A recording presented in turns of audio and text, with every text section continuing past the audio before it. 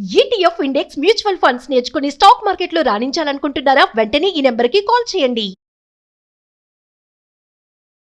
Hi hello నమస్తే, welcome back to Suman TV. Present మనతో పాటు ఉన్నారు senior psychiatrist, Roshini counselling centre నుంచి ప్రొఫెసర్ డాక్టర్ పింగళి శ్రీలక్ష్మి గారు.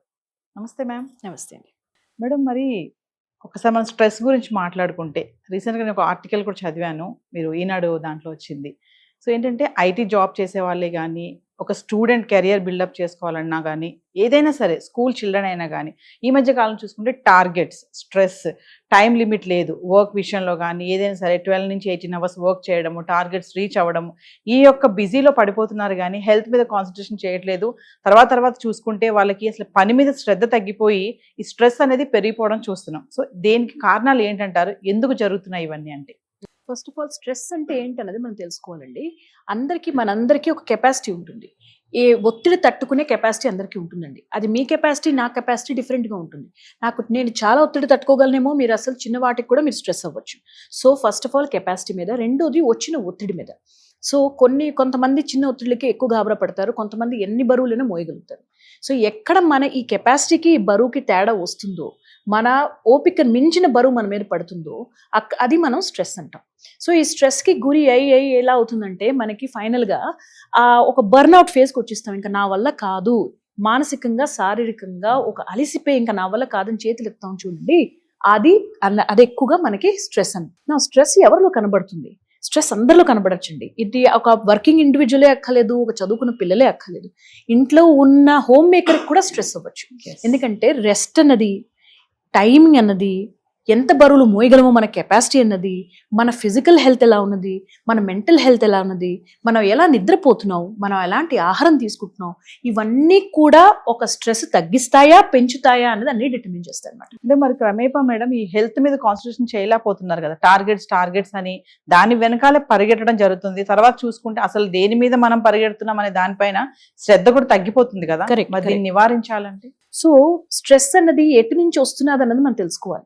మనకు కొన్ని మిస్కాన్సెప్షన్స్ ఉంటాయండి. స్ట్రెస్ అంటే చాలా పెద్ద ఒత్తిడిలే స్ట్రెస్ అని అనుకుంటాం, కానీ కాదు.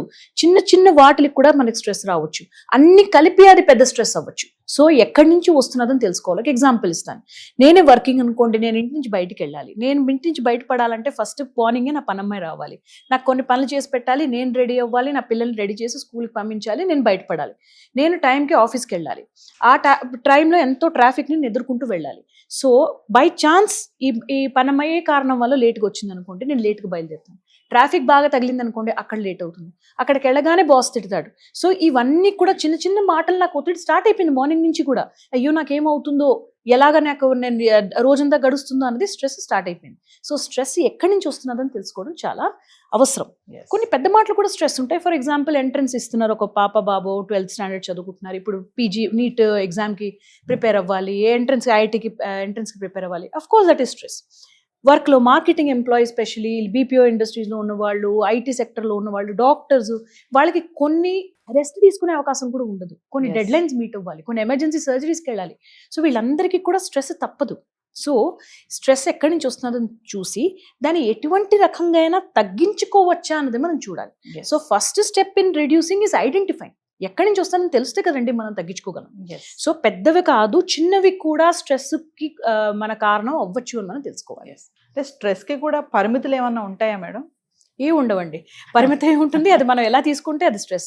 మీరు చూడండి, చాలా మంది మన ఫ్రెండ్స్ లో కొంతమంది ఉంటారు ఏంటంటే, వాళ్ళకి ఏ మాట స్ట్రెస్ అవ్వరు, అన్ని లైట్ తీసుకొని నవ్వేసుకుంటారు.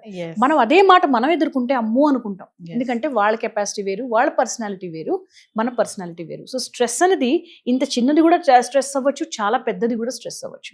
సో స్ట్రెస్ అనేది ఏ రూపంలోనైనా, ఏ ప్యాకేజ్ లోనైనా మనకి రావచ్చు. కమింగ్ టు ఐటీ గురించి మాట్లాడుకుంటే మేడం, వాళ్ళు ఏంటంటే వీక్ అంతా వర్క్ చేస్తారు, కమింగ్ టు వీకెండ్ లో కూడా ఇంటికి వెళ్ళాక కూడా ఈ ల్యాప్టాప్స్ ముందు పెట్టుకొని కూర్చోవడం, బాస్ నుంచి కాల్స్ రావడం, ఇవన్నీ ఉంటాయి. ఒక స్టూడెంట్ తీసుకుంటే మనం అనుకున్నట్టుగా కెరియర్ పైన అది సాధించాలి, ర్యాంక్ కొట్టాలని దాని మీద ఉంటుంది. వీళ్ళకి మీరు చెప్పే సజెషన్స్ ఏమైనా ఉన్నాయా? రిలాక్స్ గా ఉండాలి, వర్క్ మీద కాన్సన్ట్రేషన్ చేయాలి అంటే? సో కొన్ని మాటలు మనకి తప్పట్లేదు. ఫర్ ఎగ్జాంపుల్ 9 to 5 వర్క్ చేయడము, లేకపోతే వీక్గా వర్క్ చేయడం మనకి తప్పట్లేదు. అలాగే పిల్లలకి ఎక్కువ గంటలు చదువుకోవడం తప్పట్లేదు. కానీ కొన్ని వీటిలో కూడా మనం కొంచెం టైం కేటాయించవచ్చు. దాంతో ఏం చేయాలి? First of all screen time అన్నది మీరు ఎంత వాడుతున్నారో చూడాలి. చాలా మందికి ఒక ఫీలింగ్ ఏంటంటే నా పనంతా అయిపోయిన తర్వాత నేను ఫోన్ చూసుకొని రీల్స్ స్క్రోల్ చేసుకొని నేను రిలాక్స్ అవుతానని.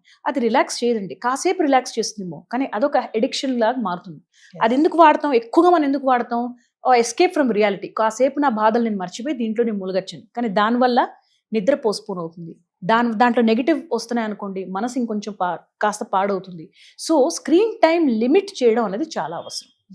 హ్యాపీనెస్ అన్నది, రిలాక్సేషన్ అనేది వేరే వాటిలో వెతుక్కోవడం అవసరం.